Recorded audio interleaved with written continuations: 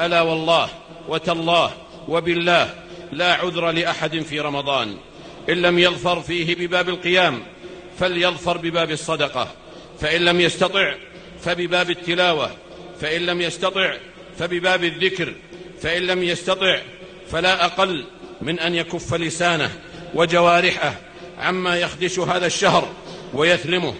ثم إنه والله ما أضيع من ضيعه، ووالله ما أخسر من خسره، ألا ذلك هو الخسران المبين. إن في الجنة غرفا ترى ظهورها من بطونها وبطونها من ظهورها.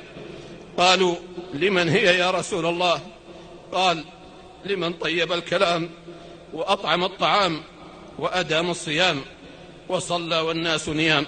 لا تفرطوا في كنوز هذا الشهر المبارك، ولا تلهينكم الدنيا عما عند الله،